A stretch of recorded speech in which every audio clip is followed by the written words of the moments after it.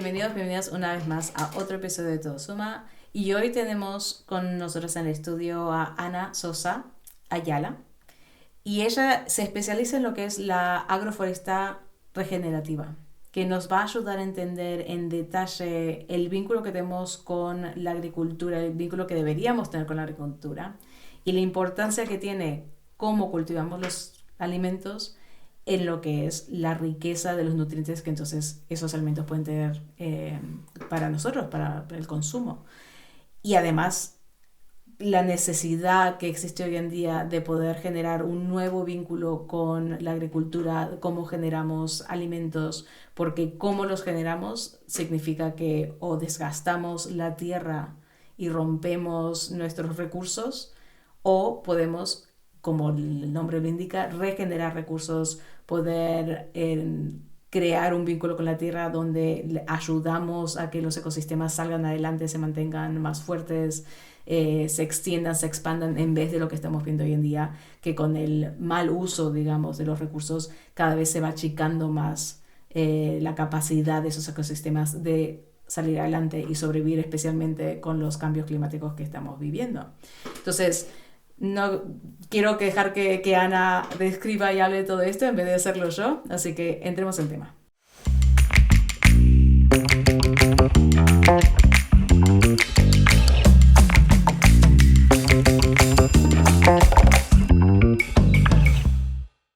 Hola, buenas, Ana. Es un placer tenerte aquí en el podcast. Hola Sonia, muchas gracias por la invitación, también es un placer estar aquí. Entonces, tú tienes un proyecto que se llama Calará. ¿Por qué no nos explicas un poco de qué va este proyecto? Y especialmente, cómo te adentraste en este mundo. Bueno, pues yendo por partes, empecé en el mundo de la agroforesta regenerativa, entré a partir de la permacultura, que no sé si conoces un poco lo que es. Yo sé, pero quizás el Eh, público no. O sea, entonces hablándonos un poco de eso, permacultura, agroforesta regenerativa. pues permacultura es la intención de generar una cultura permanente, que pueda ser permanente para los seres humanos.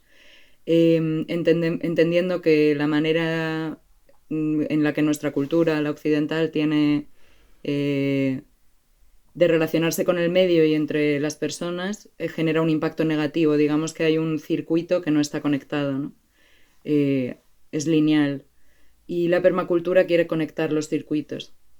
Entonces, dentro de la permacultura hay áreas tan diferentes como las nuevas energías más renovables o tecnología aplicada a hacer más eficiente la vivienda, ¿no? o la construcción, a materiales naturales que aíslan mejor, ¿no? y aspirando también a esta eficiencia, pasando por formas de trabajar la tierra que nos pueden dar alimentos sin causar este perjuicio en el entorno, ¿no? Alimento, por decir algo, porque en realidad también podría dar textiles o madera. Y bueno, yo estaba metida en esto y estudiando más en esta área de la permacultura en la tierra, pero como metiendo las manos en la tierra ya. Y fui a un curso de agroforesta regenerativa en Madrid, de agricultura sintrópica. Y esto la verdad que me dio un vuelco de muchos grados, tanto mentalmente como físicamente, ¿no? Y me planteé un cambio de vida porque realmente pusieron palabras a muchas cosas que yo ya venía sabiendo sin saber nombrarlas, ¿no? Como realmente todo lo que aprendí en ese primer curso, que después me puse a estudiar como una loca, claro, y a, y a, y a ir a otros cursos, a formaciones, a hacer prácticas, voluntariados, etcétera. Pero me dio una sed de más, pues brutal, ¿no? Como ya no podía estar quieta con ese conocimiento. Pero ¿cuál eran esos? Muy específicamente así que dijiste, le dieron nombre a cosas que ya venías pensando. ¿Cuáles fueron esos momentos Claro, del ajá?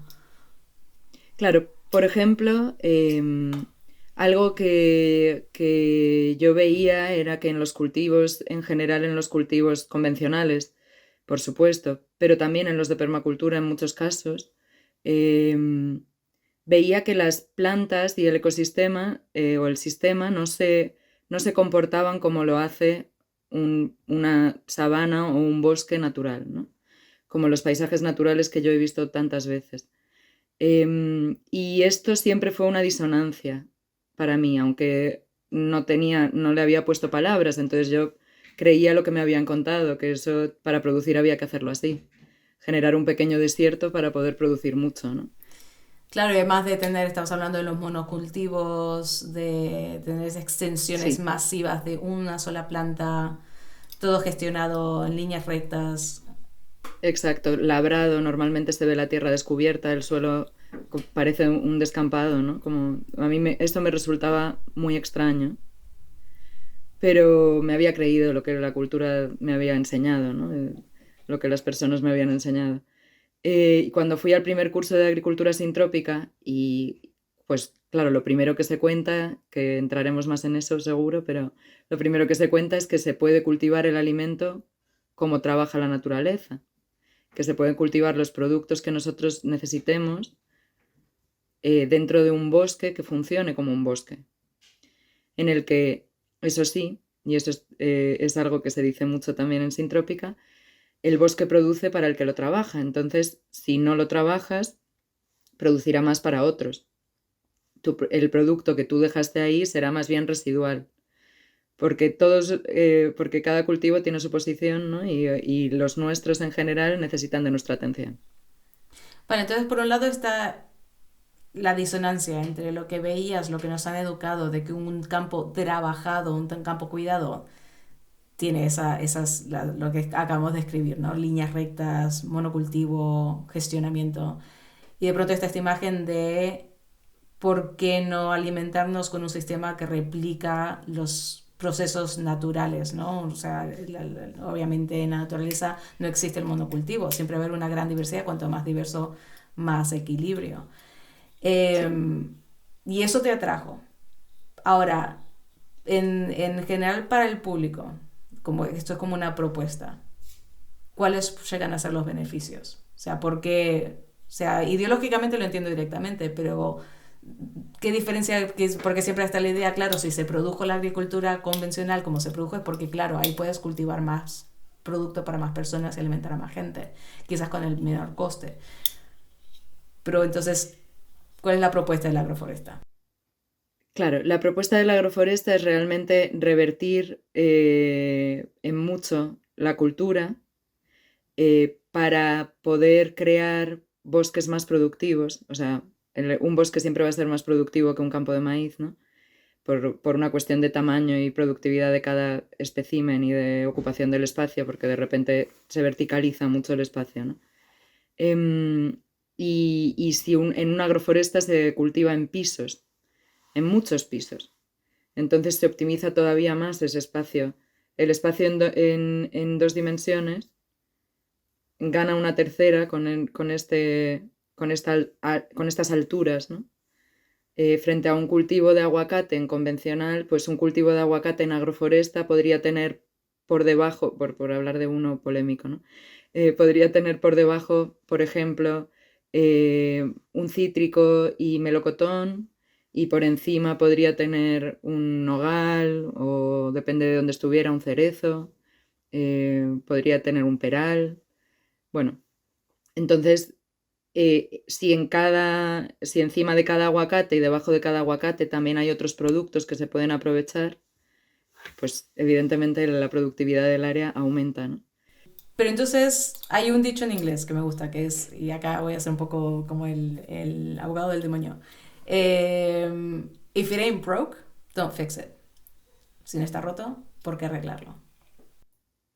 Para muchas personas dirían que la agricultura convencional nos está alimentando, ¿para qué cambiarlo?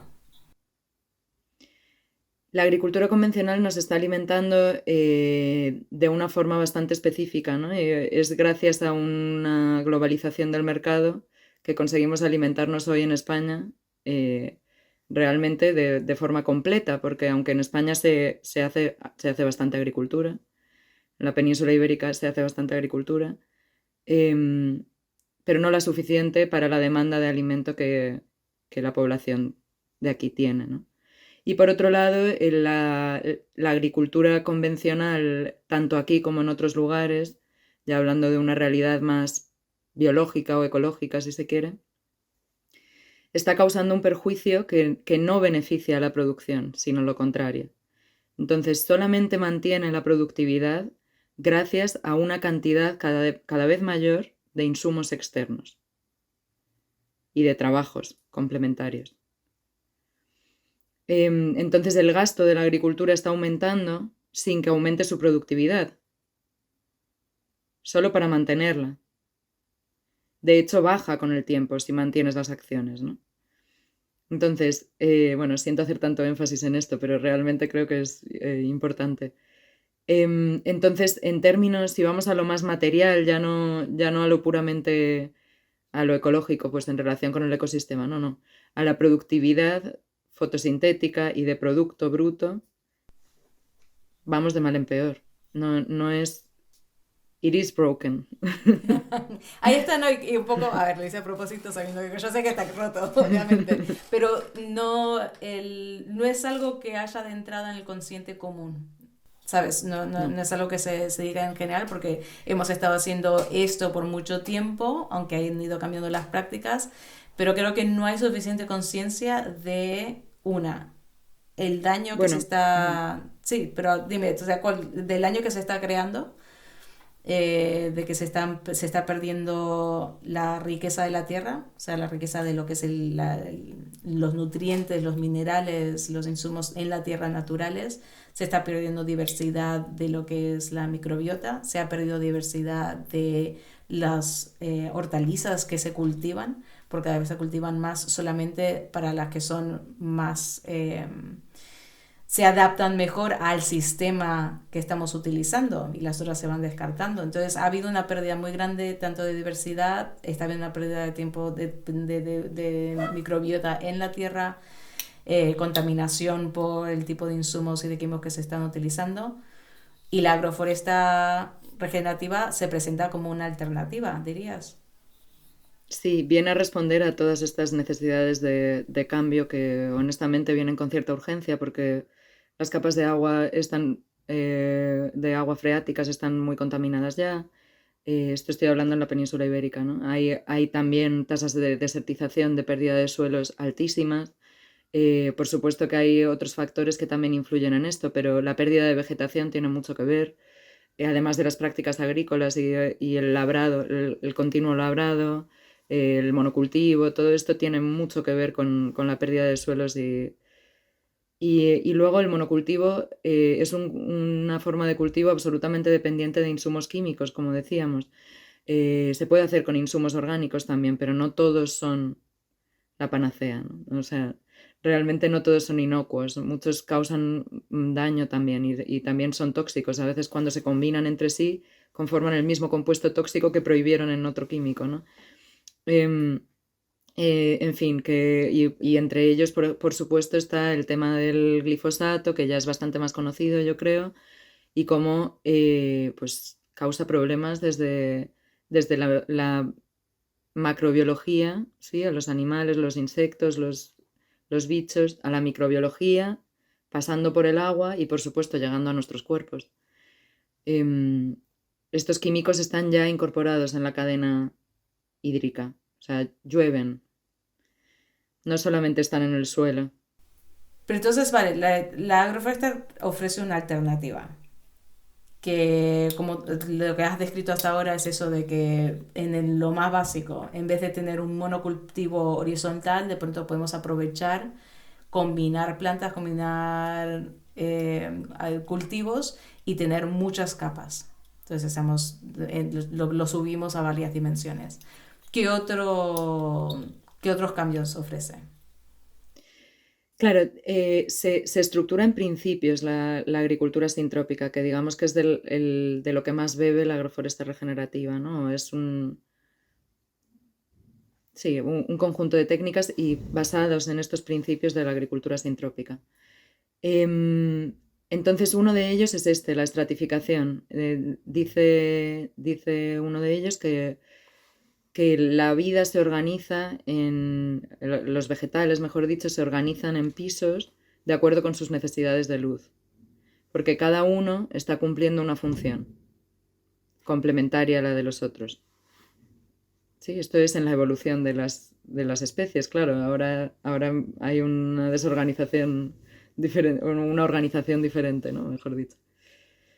Em, entonces, ese es uno de ellos, pero hay muchos otros en realidad. No lo quiero decir mal, pero creo que son 8 principios eh, que, que básicamente te hablan de cómo se estructura la vida en un ecosistema natural en el que las cosas están funcionando con buena salud, ¿no? Están bien engranadas, en un ecosistema de abundancia, digamos. Pero además te habla también de cómo llegar a ese sistema. Entonces hay uno de los principios también que le llamamos el principio de la sucesión natural de las especies, que es algo que Ernst Götz, el padre de la agricultura sintrópica, extrae de la ecología moderna, pero transformándolo un poco. Pero bueno, básicamente, en términos así muy, muy básicos, viene a decir que existen patrones, grupos de especies que se repiten y que aparecen sucesivamente, aumentando en abundancia y en complejidad a medida que avanza el tiempo, ¿no? Entonces existiría una primera secuencia de organismos muy simples que viven sobre X lugar, digamos una roca, musgos, microalgas y microplantas y, bueno, bacterias, por supuesto, protozoos y todos los microorganismos ahí, colonizando esta roca y habitando ahí durante a lo mejor cientos de millones de años. ¿Sí? Y después de esto, como ha habido muchas generaciones que se han descompuesto ahí, van generando un cambio en el ambiente que permite la evolución, que permite que algunas mutaciones, ¿sí? Por seguir con la teoría de la evolución, que algunas mutaciones se establezcan porque existe ese nicho nuevo para que ellas puedan cumplir una nueva función. Entonces, realmente en estos principios Ernest nos está hablando de cómo se ha organizado la vida en el planeta, ¿no? de cómo se ha estructurado esa línea de vida, en algunos sentidos, en los que es capaz de ver, obviamente, habrá miles, pero millones. Pero establece algunos factores pues, que podemos observar en los ecosistemas y aprovechar en nuestros cultivos. Entonces, sabiendo que hay una secuencia de plantas y entendiendo en qué momento de la sucesión yo voy a trabajar, puedo utilizar esa secuencia de plantas para llevarme a mi bosque soñado. Ok. Entonces es usar un poco eso, la observación de la naturaleza, cómo se generan solos, pero con la intervención humana. ¿Dirías que ayuda a que esa sucesión ocurra un poquito más rápido? Y que Sí, ocurra en una dirección, como tú dices, visualizada. O sea, quiero tener X productos, quiero alimentarme de X manera, voy a diseñar y a sustentar un cambio, una sucesión específica para conseguirlo.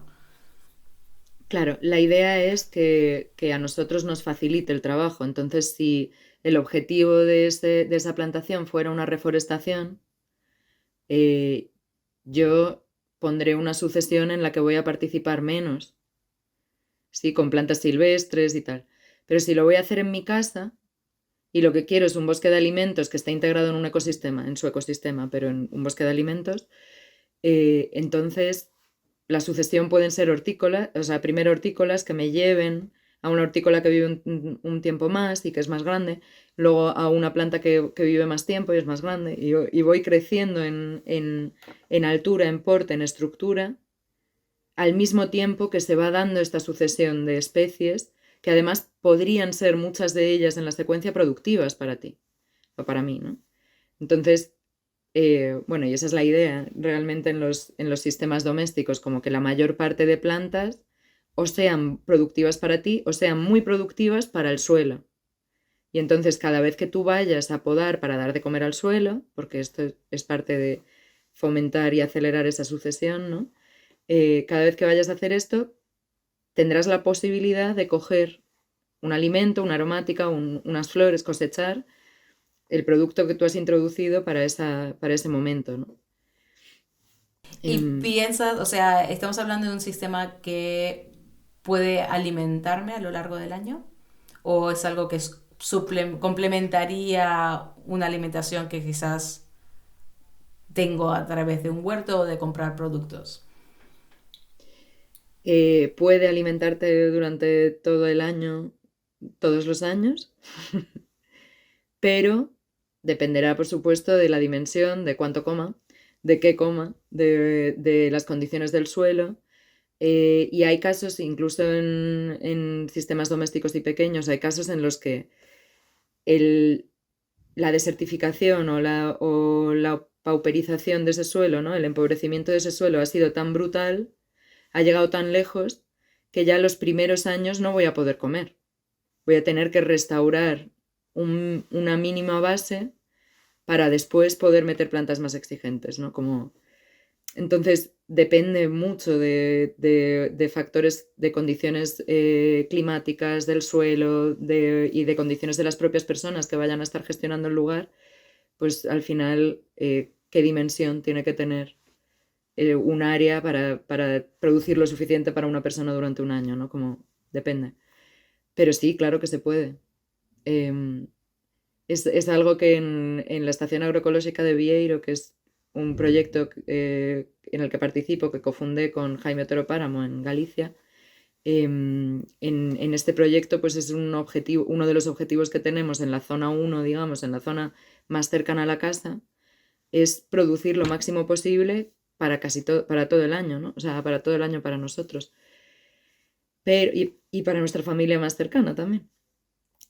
Pero es verdad que en lugares donde hay estaciones nos podemos acercar muchísimo y sobre todo con conservas y con cosas deshidratadas, bueno, con diferentes formas de conservar los alimentos, podemos llegar a cubrir todo el año sin problema, bastante rápido.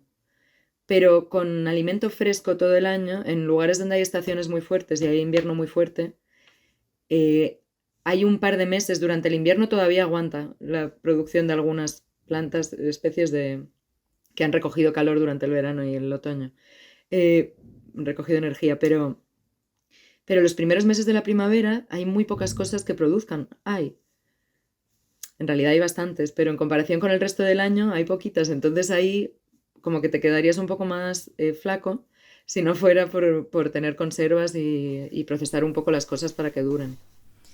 Y aquí, o sea, me gustaría, porque siempre con esto busco cambios paradigmáticos y un poco recrear, porque yo también hace mucho parte de la razón cuando nos vinimos a España y queríamos tener un proyecto lo más sostenible posible, aunque sea por sí es un poco imposible, fue a través de la permacultura. Y el momento que me interesé más sobre la agricultura regenerativa, la agroforesta y los bosques comestibles, o a veces lo llamo el jardín perenne comestible, fue justamente al observar, porque también creo que tenemos que tomar conciencia de esto. Lo más común si tienes huerto es, especialmente en verano, tú te preparas la tierra, plantas tus tomates, tus lechugas, tus pimientos, lo típico, tus calabacines de verano. Y lo que yo iba observando es que la zona donde tenemos el huerto era cultivar y había ese boom que se generaba. Tenía que quitar esas plantas y seguir plantando. Entonces era una sensación de que el día de mañana, si dejo de constantemente poner semillas en esa tierra, sacar lo que hay y demás, se queda vacía. O sea, he estado trabajando todo este tiempo y esa tierra, igual fue mi vínculo con ella y mi sensación en ese momento era, sigo abusando de ella.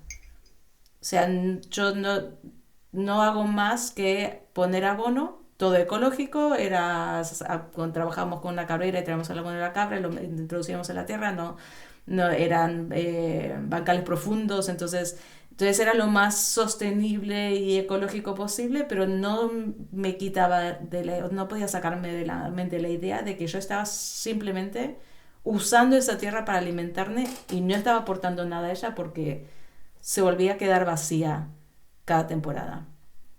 Y lo que me gustó de este concepto era, por lo menos, trabajar no solo de la mano de, pero a beneficio de. O sea, que mi proceso de intentar alimentarme alimente el sistema con el que estoy interactuando, alimente los insectos, los animales, o sea, ese fue el cambio para mí.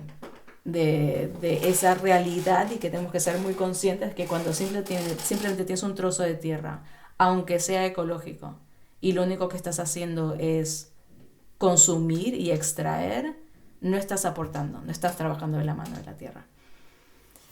Claro, la huerta, ahora desde la sintrópica, la huerta lo llamamos un sistema de interrupción, que podemos decidir, tomar la decisión de realizarlo, de hacerlo, ¿no? En un momento determinado o en un contexto determinado puede tener sentido también desde el punto de vista, por supuesto desde el personal, pero también desde el punto de vista ecológico.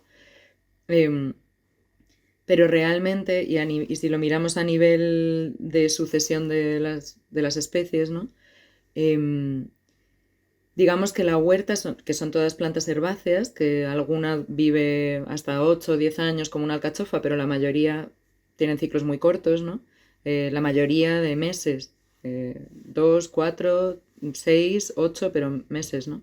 Algunas se queda un poco más de un año, pues, o acelgas, 2 años, los puerros, ¿no? Hay plantas que se quedan más de un año, pero la mayoría no llegan al año. Y al final de eso, efectivamente, a mí también es una disonancia que me acompañaba, ¿no? Como parte de ese desierto que creamos al comer, que yo no acababa de ver y la sintrópica le dio palabras y le puso lugar a eso. ¿Por qué? Pero no me encajaba del todo. Y eso, es que es un sistema que estás interrumpiendo en el primer ciclo de evolución del ecosistema. Si lo dejaras, si lo abandonaras, sin cosechar, algunas se autosembrarían y volverían, y luego empezarían a aparecer las silvestres más pioneras que tengas en tu entorno, que depende de dónde, suelen ser algunas invasoras y algunas autóctonas, pues zarzamora, suele salir, ¿no? Algún árbol, por supuesto invasores, pues tipo, supongo que por ahí aparecerá el ailanto, supongo que aparecerá morera, en algunos sitios, ¿no? Donde haya un poco más de condiciones.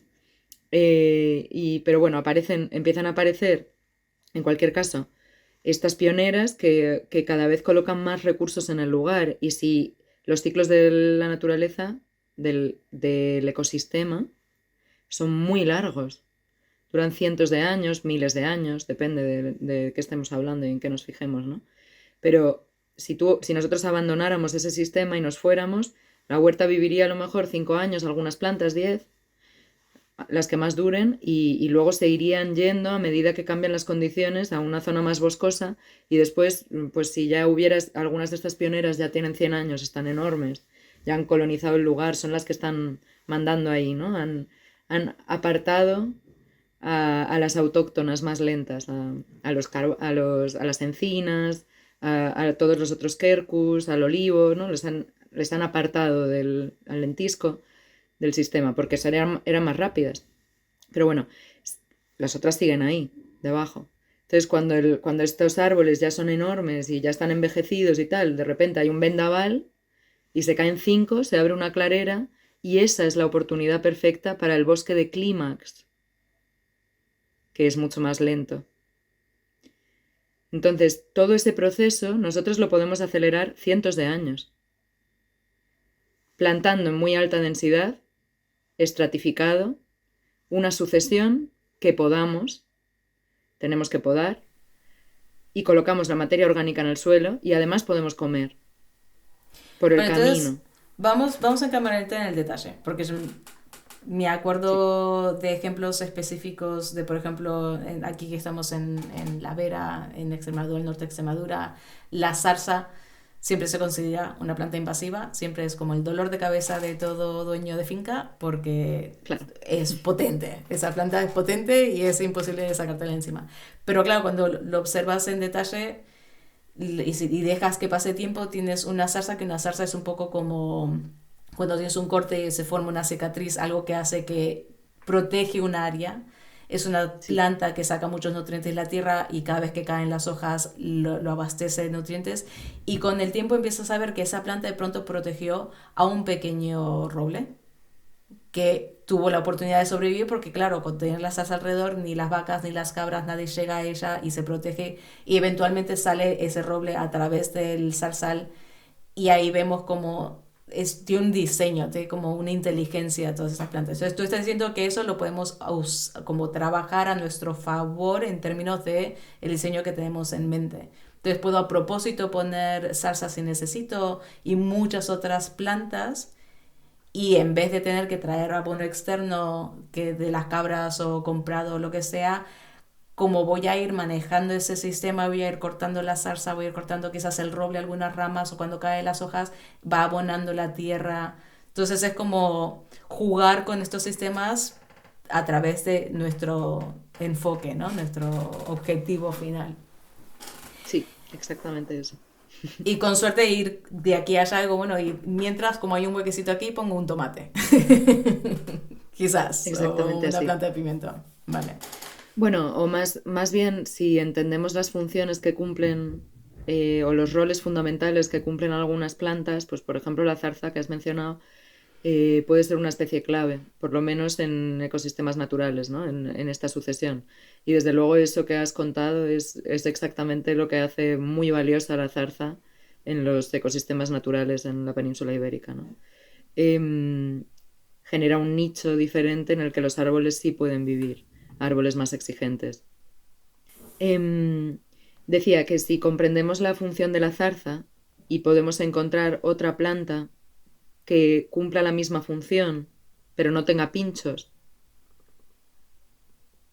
por ejemplo, pues puede ser bastante oportuno sustituirla. Ujú. Y donde esa otra planta, por ejemplo Physalis, se establezca, la zarza no se establece con tanta fuerza. Mm, vale, Fisalis es... Sí, sí, sí, claro, porque también hace como todo un... Sí. Una estructura parecida, ¿no? Cumple una función muy similar. Es esa pieza clave como entre el prado y el bosque. Em, una de las piezas clave, pero... entonces, eso, podemos hacer en muchos casos en estos diseños, podemos hacer sustitución. Yo entiendo que en la naturaleza las gramíneas cumplen un rol de primera llegada de la materia orgánica al suelo, de energía al suelo, fijación de agua, agarran con sus raíces el suelo superficial, lo profundizan, ¿no? Etcétera. Puedo entender que el llantén es más especialista en profundizar el suelo y la gramínea lo es más en sostenerlo. Y sabiendo estas dos cosas puedo decir, vale, pues el llantén lo voy a sustituir por daikon o por otro rábano en mi plantación para perforar el suelo, o por una, lo que sea, zanahoria o remolacha, lo que sea. Y la gramínea la voy a sustituir por maíz, por ejemplo, que cumple una función muy similar, pero ya es mucho más avanzado y me da comida, ¿no? Entonces, igual en esa primera implantación, por ponerle un matiz a todo lo que, al resumen que estabas haciendo, igual en esa primera implantación sí que introduzco abono, lo mismo que introduciría en una huerta, para darle ese input de energía que me avance más rápido el sistema, pero a partir de ahí, todo el abono que voy a obtener viene de las plantas que cultivo ahí. Entonces, sabiendo esto, pues claro, te podrás imaginar, plantamos en muy alta densidad, muy, muy, muy cerquita todo uno de otro, sin miedo a la competición, porque será mucho más productivo a nivel de materia orgánica y esto es lo que yo necesito para dar de comer al suelo. Y además será mucho más interactivo, o sea, habrá muchas más conexiones entre las plantas y entre los animales y entre los seres vivos, porque las raíces ya hacen un trabajo, hacen una red, ¿no?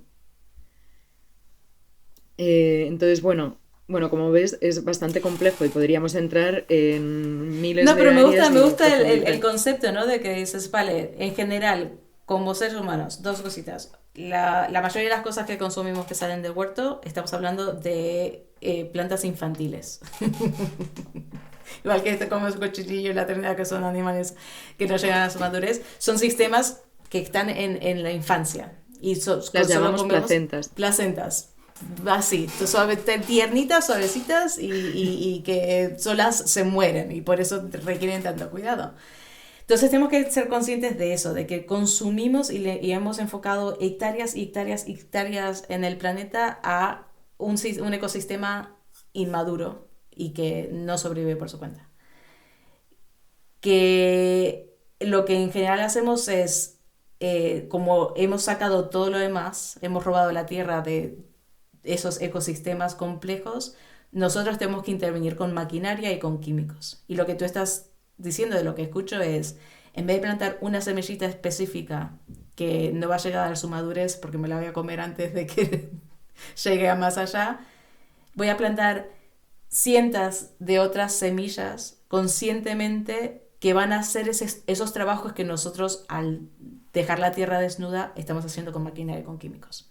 Entonces, voy a tener plantas que, si quiero un tomate, por ejemplo, voy a plantar alrededor cosas que van a ayudar a nutrir ese tomate, a protegerlo de demasiado sol, demasiada lluvia, como tú dices, cuando plantas algo como la zanahoria que abre la tierra, rompe la tierra para que haya más oxígeno, para que más insectos se puedan meter. O sea que eso es lo que escucho de lo que tú dices, de que estamos plantando cuando dices alta densidad es justamente para eso, para no tener que intervenir con maquinaria y químicos, sino que son las plantas que generan todas esas interconexiones tan complejas que nos ayudan a...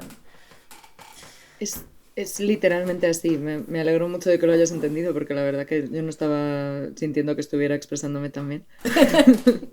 Pero sí, es literalmente eso. O sea, gracias a que nos introducimos en un ecosistema que funciona, en el que todos los elementos tienen una función, nosotros no tenemos por qué cumplir esos roles, porque ya los cumplen ellos. Porque cuando un agricultor labra, lo que está haciendo es oxigenar el suelo, introducir oxígeno en el suelo. Y el agricultor tiene que hacer eso porque no hay suficientes plantas, raíces y animales, lombrices, ratones, topos, etcétera, que estén haciendo ese trabajo por él. Entonces nos hemos puesto encima de las espaldas todos los trabajos, lo hacemos todos nosotros, desde la producción de la semilla, bueno, yo no, pero los seres humanos, el ser humano, desde la producción de la semilla al cuidado de todas las condiciones que tiene que tener mientras se cría, de todas. Entonces, si necesita agua le damos agua, si necesita cierto nutriente le damos el nutriente, si necesita aire metemos oxígeno dentro. Entonces, claro, es muchísimo gasto energético para nosotros, desde luego, y además no estamos dejando espacio para otras criaturas, ¿no? Que es un poco otro de los problemas que tenemos ahora mismo y que afecta en muchos sentidos, aunque no todos son visibles, pero nos afecta en muchos sentidos, ¿no? Entonces, en esto, por ejemplo, se ha visto que la densidad de nutrientes en plantas, en huerta, en hortícolas y en fruta, cultivada en sistema regenerativo, ya no digo agroforestal, regenerativa, que también se ha estudiado y es todavía más, pero en sistema regenerativo contra el sistema convencional, se han medido los nutrientes de esos dos tomates y se ha visto que en el convencional llega a tener hasta 10 veces menos de media. Sí. O sea, que es que hay nutrientes que ya no aparecen en ciertas frutas y verduras y que hace no tanto tiempo, o que en ciertos lugares donde todavía se hacen, bueno, cultivos regenerativos, pues sí que se ve que la densidad de nutrientes es mucho mayor. Entonces, bueno, pues que son muchos los perjuicios que tenemos por ese sobretrabajo que estamos teniendo, ¿no? Claro, o sea, sí, o sea, tenemos un sistema que es precario porque tiene poca adaptabilidad, que requiere de muchísima energía, inversión tan energética y de tiempo y de maquinaria y de los nutrientes que, claro, para todos los podcasts que hemos estado haciendo hasta ahora es tan fundamental, porque si estoy poniendo énfasis en una nutrición basada en la densidad nutricional, o sea, una alimentación basada en la densidad nutricional donde quiero maximizar los nutrientes que estoy aportándole a mi cuerpo. Hemos escuchado en uno de los últimos podcasts sobre la microbiota, donde la microbiota que existe en la tierra se va a traducir en también los nutrientes que va a tener la planta que va a poder consumir, porque de la misma manera que nosotros dependemos de esa microbiota para poder tener bioaccesibilidad a los nutrientes que absorbe nuestro cuerpo, porque es la bacteria la que la digiere, las plantas lo mismo. Si no tienes microbiota diversa y abundante en la tierra, van a haber menos nutrientes accesibles para que la planta las absorba. Y la planta en sí va a tener menos microbiota, que es la microbiota que nosotros... O sea, que se hace una cadena donde estamos empobreciendo la tierra, los lo que cultivamos y por lo tanto nuestros cuerpos y nuestra salud. Y de nada sirve que yo me enfoque en una alimentación densa nutricionalmente si en sí lo que estoy consumiendo no tiene densidad nutricional por las prácticas que hemos tenido. Y es... Sí, Sí. filosofando un poco, parece que vivimos en una sociedad en la que las plantas y la mayor parte de frutas y verduras están hinchadas de nutrientes de consumo rápido que no se fijan en la planta, ¿no? O sea, no se fijan en la fruta. La planta los utiliza para realizar su proceso necesario, pero no se fija en la fruta, el nutriente. Entonces, por eso hay una muy baja densidad de nutrientes. Digamos que las frutas y verduras están hinchadas. Entonces, podría ser que vivamos en una sociedad que esté al mismo tiempo hinchada o obesa y desnutrida. Porque esto es lo que les está pasando a las plantas también. Entonces, por supuesto, está totalmente conectado. Me decían que en el pueblo ahí en Viveiro, donde tengo el proyecto con Jaime, me decían un día unos vecinos que ahí todos los vecinos tenían falta de calcio. Y nosotros hicimos análisis del suelo y falta calcio. Faltaba. Interesante que, bueno, ahora muchas veces se hacen estudios de la disponibilidad de nutrientes en el suelo utilizando el estudio de plantas bioindicadoras. ¿Conoces, no?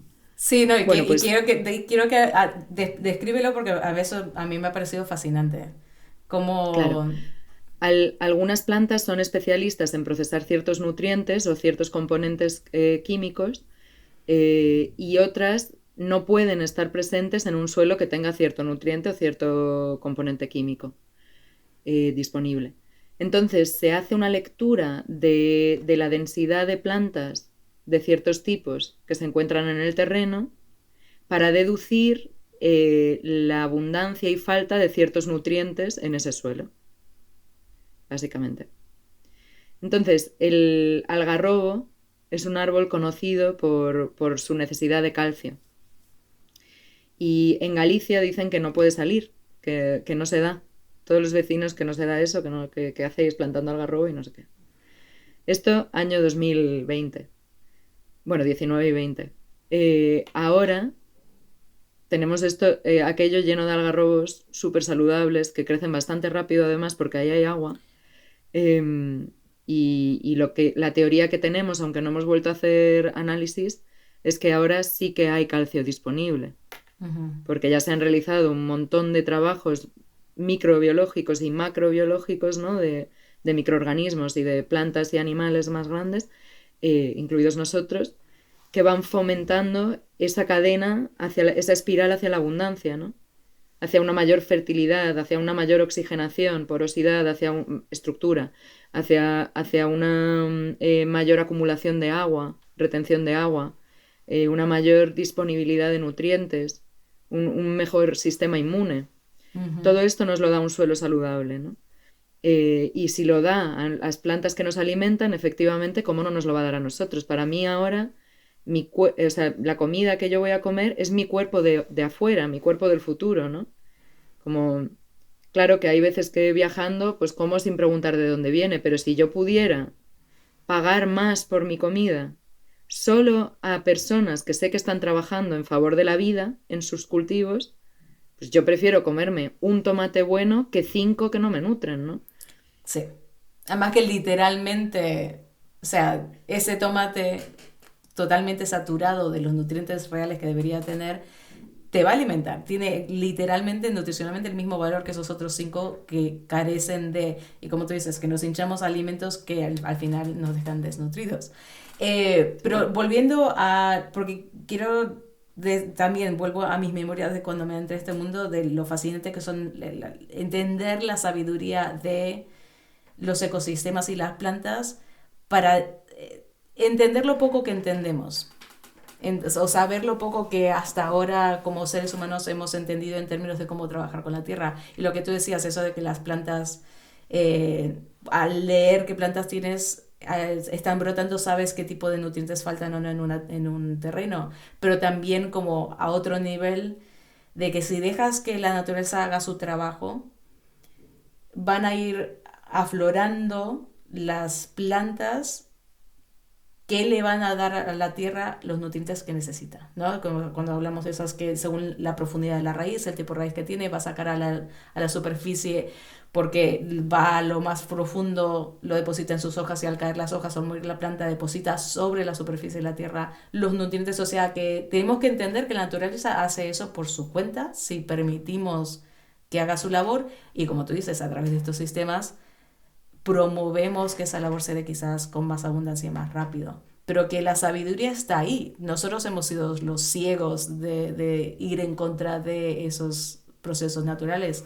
Y como tú dices, y por eso ahora vemos esas carencias donde tenemos áreas que tienen falta de calcio. Entonces, ¿qué hace la gente? Trae calcio y lo echa en la superficie del huerto. Hay otras zonas que le falta yodo, hay zonas que faltan, o sea, se pueden generar muchas carencias, pero como tú dices, es por el uso que le hemos dado a la tierra. Y algo que también a mí me pareció muy impactante es hablar más en detalle de qué pasa cuando tenemos estos cultivos convencionales donde la tierra está desnuda. O sea, la pérdida de, ¿cómo se llama? La capa principal, la primera capa de la tierra. O sea, ¿tienes esos números? Porque a mí... El- los números de desertización, de pérdida de suelos, de pérdida de suelos en Europa en sí, particular. los he visto. Ahora mismo no los recuerdo, pero los he mirado varias veces, sí. Sí, la península ibérica de hecho está con una tasa preocupante de pérdida de suelos, ¿no? Dentro del contexto europeo y casi que global hay una tasa muy alta de desertización, pérdida de suelos en España y Portugal. Em, un tema, antes de pasar a profundizar más con esto, quería Sí. decir que efectivamente, bueno, Ernest siempre lo dice, ¿no? Que los procesos naturales o la regeneración ya está ocurriendo, está siempre ocurriendo. Esta espiral hacia la abundancia siempre está ocurriendo. Nosotros podemos ser un agente que acelere y favorezca ese proceso y que además introduzca nuestros intereses en esa dinámica, porque solo nosotros podemos hacer eso. Lo demás va a ocurrir, ¿sí? Esto que decimos siempre del cambio climático o los problemas climáticos que estamos viendo no son un problema para el planeta, son un problema para nosotros, para nuestra forma de vida en el planeta, ¿no? Y en nuestra existencia en el planeta. Pero el planeta y la vida, este planeta vivo va a seguir evolucionando, aunque hubiera muchísima radiación, porque hemos causado un desastre, un verdadero desastre eh, artificial, ¿no? No artificial, no, antrópico. Eh, pero bueno, y también quería decir que de hecho existen sociedades que nunca han tenido ni van a tener que aplicar técnicas regenerativas porque nunca han degenerado. Mm. Y existen a día de hoy en este planeta, ¿no? Como todavía estamos conviviendo con sociedades que siempre han cultivado así. Nunca, eso sí, para hacerlo de forma extensiva y producir a gran escala, ¿no? Eso es verdad. Pero que siguen interactuando con sus ecosistemas de forma positiva, están introducidos en ellos sin causar un daño.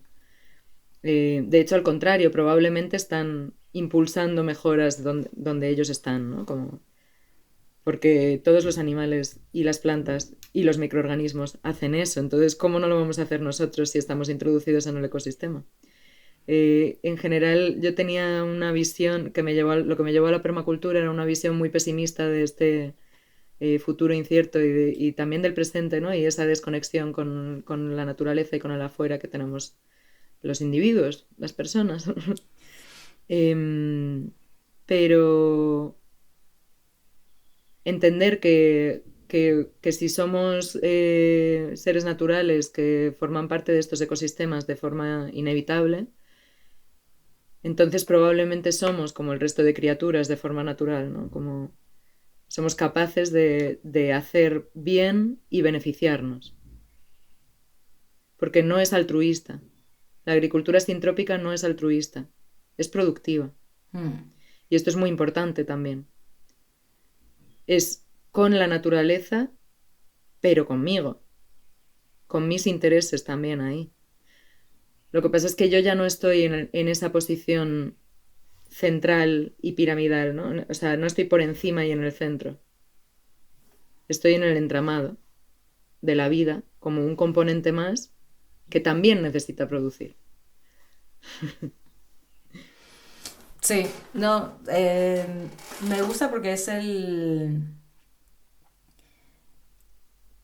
como que hay, hemos llegado a la agroforestación regenerativa, parecería haber como distintas generaciones de pensamiento, ¿no? Porque tenemos, el primero era cómo maximizo la productividad y alimento a gente y meto tecnologías y maquinaria. Viene el movimiento más ecologista de decir, vale, ¿cómo hago eso mismo pero sin químicos? Luego viene permacultura, donde dice cómo tengo una conciencia un poquito más de ecosistema y de múltiples sistemas que se alimentan. Y aquí es realmente un cambio paradigmático muy profundo, como tú lo has dicho, donde un poco somos guardianes de un jardín, simplemente porque tenemos esa capacidad de afectarlo, influir sobre él, pero lo hacemos de manera de aportar y agregar y construir versus extraer y que sea a mí solo mi beneficio. La pregunta entonces es, ¿podemos llegar a alimentar a 7 u 8 billones de personas con un sistema como este? La agricultura sintrópica se ha demostrado más productiva que los sistemas convencionales. Ok. El tema es que la inversión de trabajo también es mayor. Mm. Entonces, podríamos producir lo mismo con menos tierra o más en la misma superficie que estamos ocupando ahora, más que ahora, Pero bastante más. requiere menos energía, requiere menos energía en términos de gasolina, por ejemplo, ¿no? De petróleo y demás. Requiere de Requiere menos. menos, requiere menos que la convencional actual, porque en la convencional es que prácticamente que hasta en sistemas de subsistencia dependemos ya del insumo, ¿no? De la gasolina. Pero puedes seguir teniendo o puede seguir siendo diseñado y orientado un sistema a ser altamente productivo, o incluso se podrían llegar a poner estas técnicas y principios al servicio de la explotación de la tierra. O sea, porque hay herramientas, se pueden aplicar algunos principios y otros no, y ya mejoras con mucho la sostenibilidad y la productividad también, pero puedes seguir extrayendo a cañón, ¿no? Esta no es la idea. Lógicamente, la idea es producir mucho, pero también con alta densidad de nutrientes, menos de más calidad, siempre va a ser más, Em, pero también pues requiere una inversión de energía a nivel de trabajo, porque sí que es verdad que la participación humana en ese sistema es más alta. O sea, el acompañamiento, la poda, por lo menos en los momentos en los que quieres que produzca, es necesario. Claro, por eso está hablando de las diferencias, ¿no? Donde tienes un modelo del Mm. convencional que requiere de mucha energía de maquinaria, ¿no? Gasolina, la Sí, energía para construir la maquinaria que se va a utilizar, pero por el otro lado, y menos mano humana, o sea, de trabajo de personas, y ahí lo invertimos, donde tienes menos inversión o gasto energético, pero más intervención humana, ¿no? sí. A lo mejor depende del sistema, no es más intervención humana, es la misma, se mantiene, ¿no? Ok. Depende del sistema de producción del que estemos hablando, pero en algunos casos sí aumenta mucho. Por otro lado, uno de los desafíos que tiene la sintrópica a día de hoy, o la agroforesta regenerativa a día de hoy, para escalar y para llegar a sistemas realmente de gran escala y de producción industrial, digamos, es, por un lado, la simplificación de los diseños, pero por otro lado, la adaptación de máquinas, porque sí que van a ser necesarias para hacer ese tipo de sistemas, sí que son necesarias para llevarlas, para cosechar, para podar más rápido, para hacerlo de forma eficiente, ¿no? El trabajo a gran escala. Pero no pueden ser máquinas tan grandes ni tan pesadas como las de hoy, porque debajo vas a tener un ecosistema. Entonces ya no te puedes permitir entrar con un tanque, que es lo que son los tractores, la mayor parte de tractores a día de hoy, ¿no? Como una máquina de 1 tonelada, o sea, porque te cargas el suelo realmente, te cargas la microbiología, la macrobiología, los animales, las plantas, todo. Compactas el suelo, entonces una de las cosas que está haciendo Ernst Koch, pero que también ya hay algunas otras personas trabajando en esto, es diseñar adaptaciones a las máquinas de hoy en día que sean más prácticas para la agroforesta regenerativa, ¿no? Que sean en general más pequeñas, más ligeras y que los trabajos los realicen de una forma un poco diferente, porque ya no va a hacer falta labrar de esta manera, salvo excepciones de algún sistema en el que haya, pues por ejemplo me lo invento, pero cultivos de agroforesta a 20 metros y en medio pasto o cereales para harina o lo que sea, ¿no? Entonces, en este caso, pues igual sí que hay que labrar una vez por temporada para poder sembrar e introducir este cultivo y que realmente sea eficiente a gran escala. Pero en la mayor parte de casos se va a reducir mucho el uso de ese tipo de máquinas a medida que esto se vaya estableciendo, ¿no? Como ves, yo tengo una confianza plena porque, claro, más Sí, productiva, bajas los insumos, claro, más productiva, bajas los insumos, aumenta la diversidad, mejoran las condiciones o sea, las condiciones térmicas e hídricas en el bosque nadie lo riega, ¿no? Y las cosas van tirando y siguen creciendo plantas nuevas, o sea, entonces si podemos realmente establecer un cultivo que funcione como un bosque, que funcione como un ecosistema, a lo largo del tiempo eliminamos el uso de agua por completo, de agua de riego. Claro, esto es una maravilla, a no ser que, claro, que hubiera algún evento extraordinario y quieras producir igual, porque a veces si no hay agua, pues produces menos. Claro. El bosque tira, pero no produce tanto ese año, ¿no? Bueno, pero Entonces, bueno, sí, al reducir la necesidad, quizás hay más en esos momentos clave, puedes llegar a introducir agua porque no la has estado usando utilizando. a lo largo del tiempo. Sí. Entonces, y que obviamente obviamente se convierten en sistemas de alimentación que son más flexibles y que aguantan más estos cambios climáticos porque tienen más diversidad, ¿no? Donde no se destruye por completo.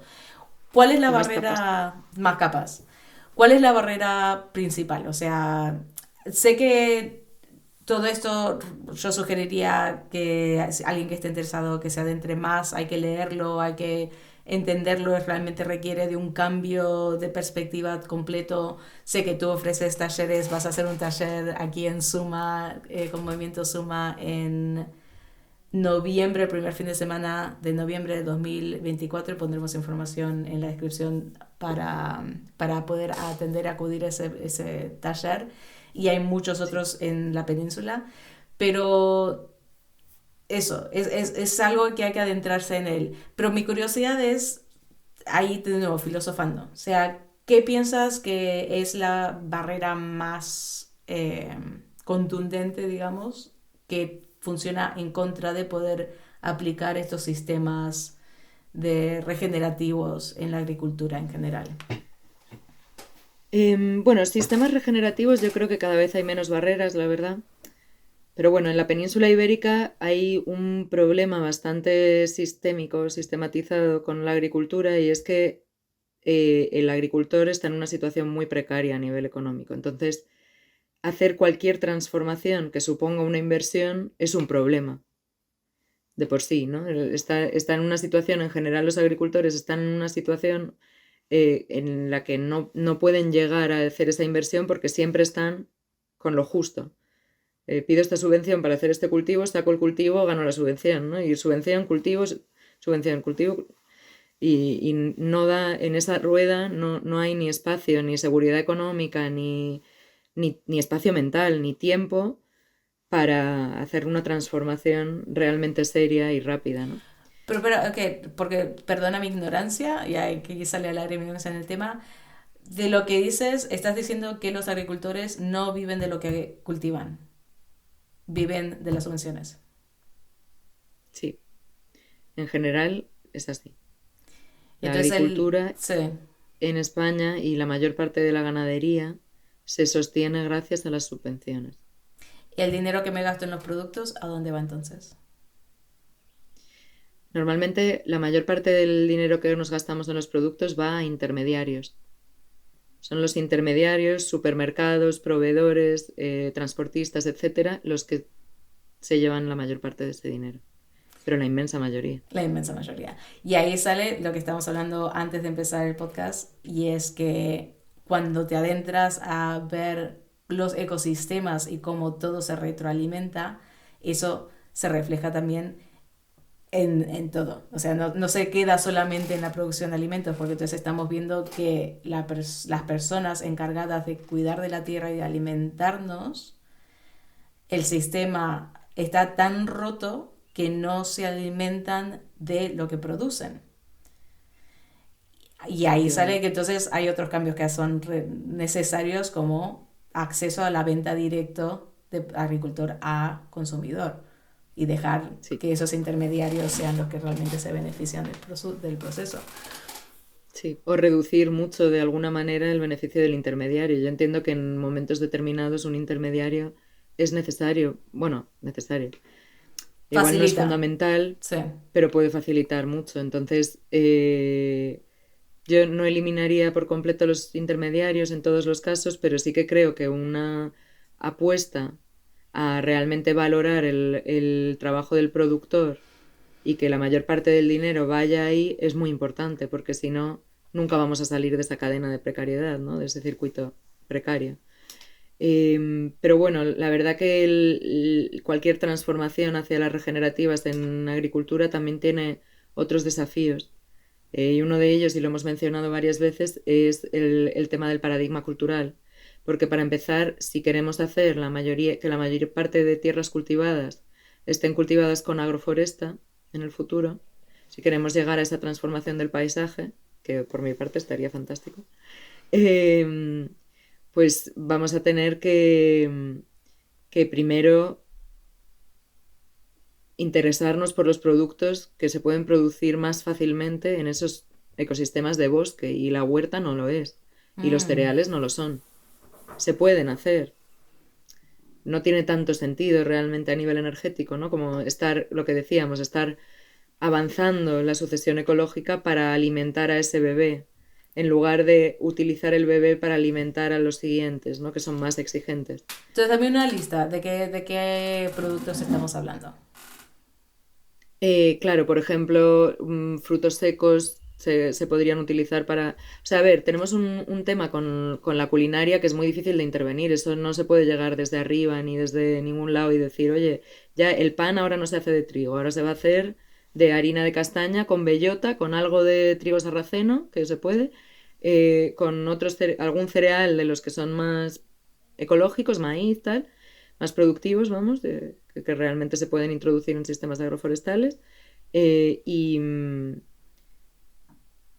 bueno, de forma sencilla, y coger todo eso y sustituirlo por el trigo blanco, pues no se puede forzar ese cambio, ¿no? Pero realmente ya está pasando, yo ya lo estoy viendo, que hay muchas personas en el campo empezando a revalorizar los productos que da la tierra de forma más sencilla, porque tiene sentido realmente utilizar esos productos, ¿no? Entonces, por ejemplo, el pan de bellota, no sé si lo has probado, pero es muy rico.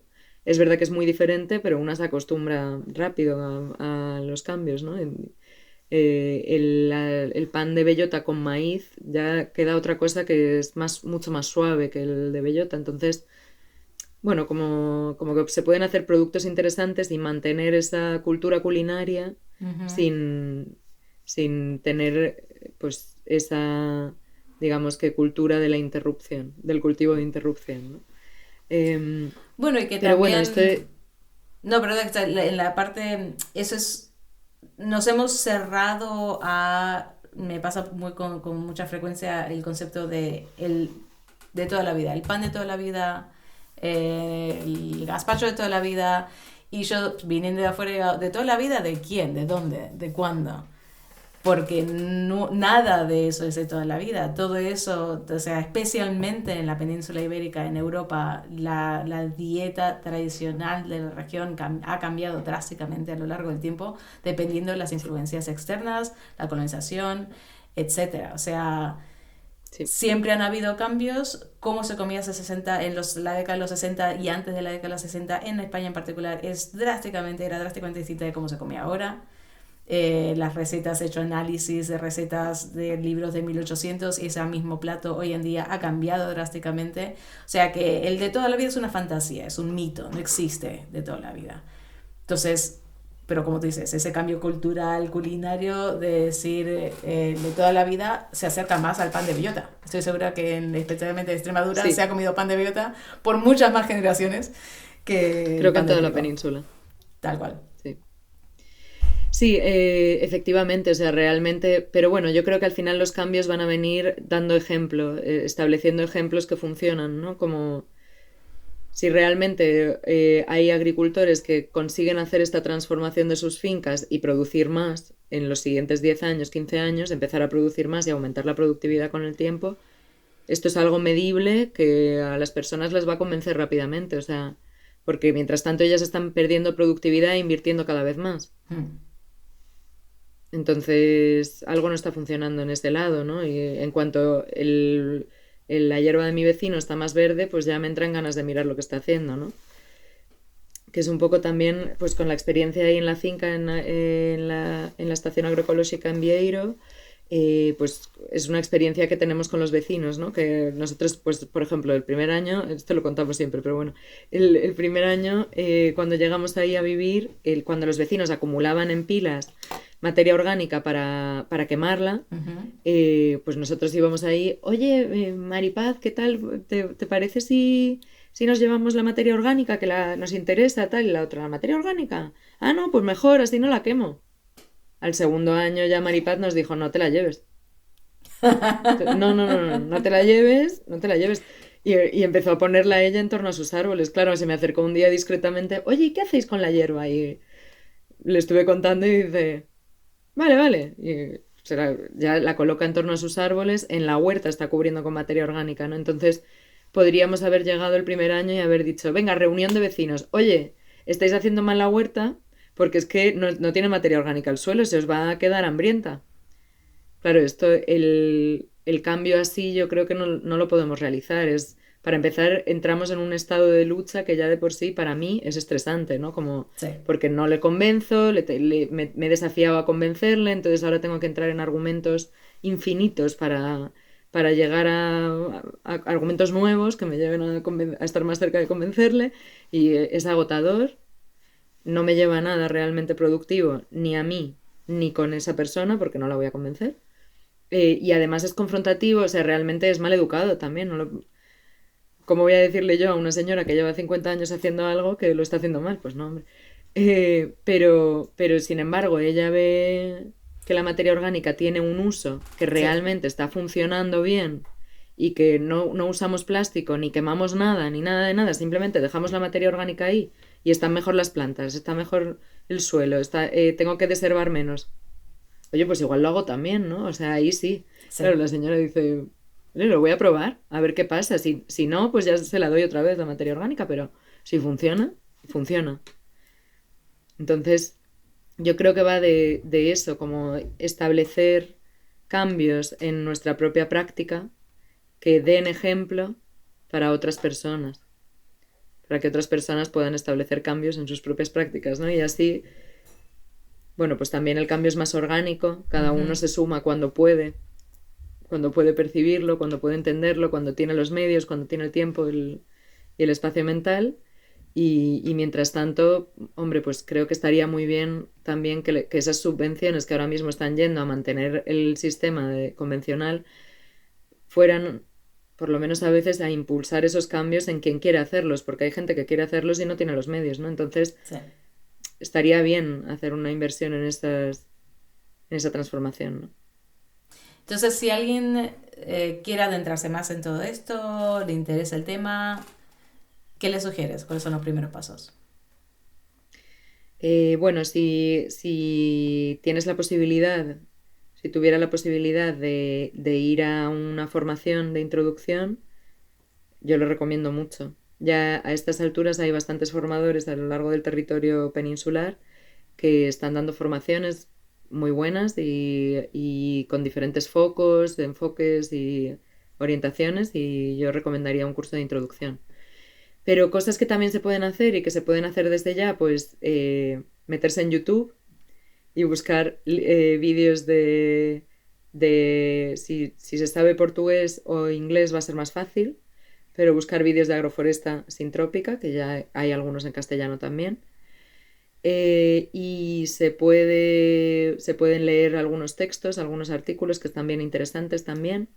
Hay un libro que, bueno, a mí me gusta mucho, la verdad que lo tengo aquí en la pila de libros que me has pedido antes, así que es Eh, Agricultura Sintrópica según Ernst Koch, que bueno, es un manual bastante breve pero conciso y que está muy bien hecho, muy bien escrito, de CPEAS, de un centro de investigación en agricultura sintrópica de Brasil, que ujú. está también muy bien, y ellos tienen vídeos en YouTube, todo en portugués, pero creo que algunos están subtitulados, que están muy bien. Tienen en el propio centro de investigación y salen ahí explicando un poco algunas plantaciones y tal.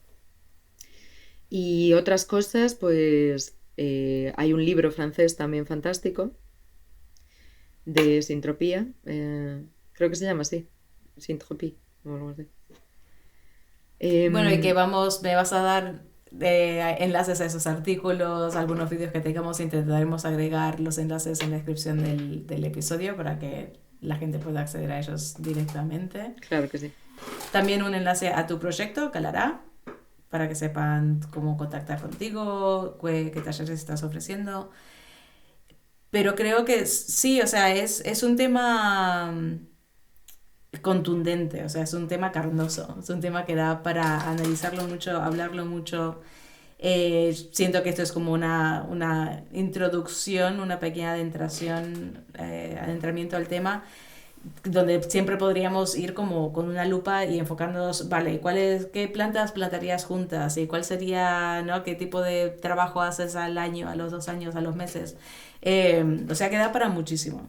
Yo creo que me gusta que sea como una introducción por lo menos al concepto de que se están trabajando estas alternativas que son, es una, si hablamos también de que la permacultura sale de Australia, esto este en particular sale del Brasil, pero que todo se intenta traducirlo a la realidad de los distintos territorios, porque de la manera que uno puede Claro, hacer un proyecto de agroforesta regenerativa en Brasil no es lo mismo que como aquí en la península, ¿no? Entonces, personas como tú y otras personas están haciendo esa traducción a lo local. Eh, sí.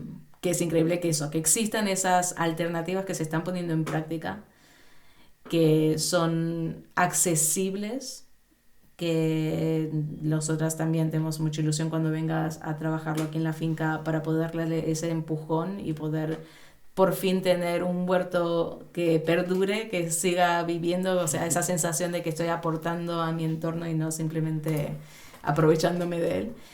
Eh, pero sí, yo creo que es como un primer capítulo, ¿no? Que con suerte puede dar a más conversaciones y que más personas se interese al simplemente saber que existen estos mundos. Y si les interesa, le daremos cursos para poder investigar más sobre el tema. Genial. Si tuvieses un resumen, un último mensaje, algo que quieres asegurarte de que los oyentes se queden con este concepto, ¿qué les dirías? Bueno, yo creo que algo que no he dicho y que realmente considero muy importante y una de las enseñanzas quizá más gordas de la sintrópica es que la fotosíntesis es un valor en sí mismo. Em, sí, no, el hecho de que una planta produzca algo para mí directamente, un plátano, una manzana, una piña, un tomate, no la hace tan valiosa como el hecho de producir materia orgánica a partir de la energía. ¿Sí? Digamos que es la forma que la vida en el planeta Tierra ha encontrado en la evolución para introducir energía en el planeta, energía solar en el planeta, ¿no? Em, claro, y una vez que yo vi esto, que entendí esto, dejó de tener sentido. Soy profundamente ecologista, ¿no? Y yo, muy amante de la naturaleza, para mí, una vez que entendí esto, dejó de tener sentido pensar que hay especies que son invasoras y malas y especies que son autóctonas y buenas, ¿no? Como ya tuve que pensar otros términos porque el tema de la invasión y del desplazamiento ya no era tan importante, o sea, la autóctona frente a la alóctona ya no era tan importante como el hecho de que hay fotosíntesis en este lugar. ¿Quién hace fotosíntesis de forma eficiente? Esta, pues es buena, ¿no? Y esto es un poco como realmente las especies que van apareciendo aparecen porque son capaces de producir fotosíntesis en ese lugar. Y las que van desapareciendo, desaparecen porque no son capaces de producir fotosíntesis en ese lugar. Entonces, para mí eso cambió la mirada, ¿no?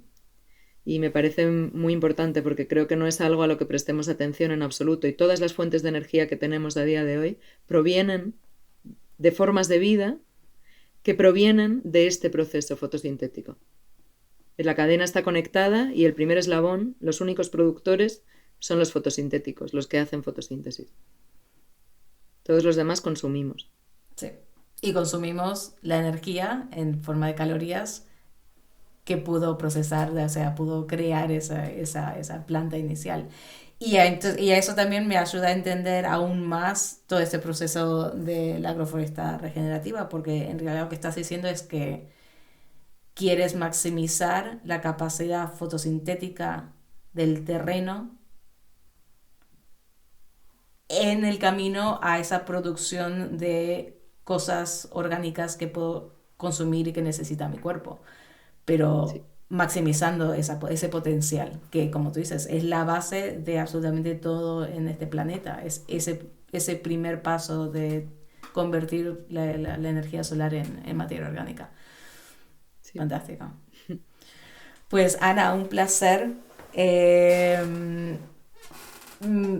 Yo podría seguir hablando de esto y en más detalle. Me supo a poco y a mucho la misma vez. Lo entiendo. Y nada, o sea, intentaremos dar toda la información posible para que la gente pueda acceder a más detalles, para que puedan contactarte. Y realmente si llegas a escuchar este episodio antes del primer fin de semana de noviembre del 2024, te invitamos a que te apuntes a las que van a ser 2 días y medio aquí en La Vera, al norte de Cáceres, donde tenemos el placer de tener a Ana. Y siempre estos talleres son muy de poner las manos en la tierra. O sea, eso son teoría, pero práctica al 100%. Y también dejaremos detalles sobre el taller en la descripción. Muchísimas gracias por tu tiempo, gracias por dedicarte a esto, que es tan necesario tener a gente que se enfoque en esto y que lo pueda enseñar en la península, que haya esa traducción regional para poder aplicar estas teorías a lo local. Pues muchas gracias a ti, Sonia, y ha sido un placer participar en el podcast y gracias por tus preguntas también y por tu capacidad de entendimiento, porque... Es complejo, sí, me encanta, pero es verdad que son muchos detalles a tener en cuenta y cambiar perspectivas. Bueno, pues nada, seguimos en contacto y nos seguimos escuchando. Hasta pronto.